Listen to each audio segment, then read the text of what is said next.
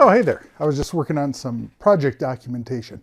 My name's John Broadwell, and I'm the creator of the Serial Wombat 18AB open source firmware project that I'm asking you to back today on Kickstarter. In short, the project is firmware that runs on a microcontroller. You attach that microcontroller to an Arduino, or PC, or Raspberry Pi, or anything with an I2C or Uart interface, and it helps you out in much the same way that many other I2C to display, or PWM, or servo, or A to D converters do, except this particular chip does all of those things. And it does it all at the same time on 18 different I/O pins. Each pin runs its own 1 millisecond state machine, so 1,000 hertz to do anything that you want. You can debounce buttons, you can run servos, you can create PWMs, you can do capacitive touch, you can read ultrasonic distance sensors. All of those things are possible, all at the same time. It all happens over an I2C interface. In front of that is an Arduino library that creates a lot of the interfaces that you already know and like and are similar to other I2C or inherent Arduino interfaces. What this means is that you can easily do a lot of hard real-time embedded type tasks on your Arduino all at the same time, while the sketch that you write is busy working on high-level logic. So there's no more worries about integrating multiple different libraries that may use interrupts or may not, and that might not be portable, say from your Arduino Uno to your Arduino Xiao to your ESP8266 based. Because you're using the same chip across all of your projects, you essentially have a set of hardware registers that will work on any of your projects and be portable from place to place. You can even take the circuitry that you build, that you interface to your Arduino or Raspberry Pi, hook it up via UART, and control it from your PC.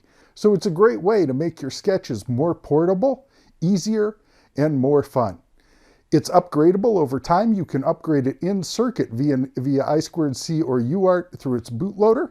And with this particular project, we're going to be shipping a DIP chip that plugs easily into a breadboard. But along with that, there'll also be a PCB that you can solder together if you want to make it look more like a traditional Arduino-based board. And to be clear, it's not an Arduino. You don't load code on it. I load the code on it, and then you just command it in real time. I've been working on this particular project for almost 3 years now.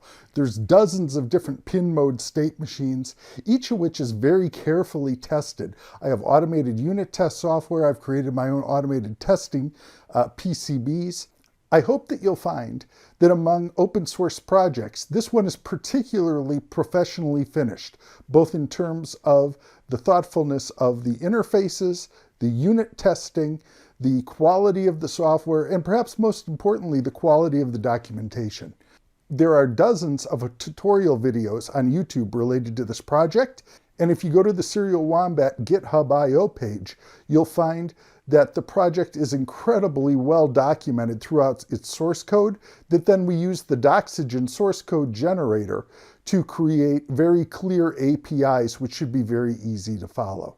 So this is a professionally engineered project, and I'm hoping that you'll help me take it across the finish line. As you know, there's a microcontroller shortage right now. I decided to do Kickstarter so that I could get enough funds on the front end to buy enough microcontrollers all at one time to make sure that we could build a community and make this project successful. I've already launched the Serial Wombat 4B project. You can get those chips on Amazon. That was kind of a get me started, understand the problem. And this is really the product that I've always wanted to make.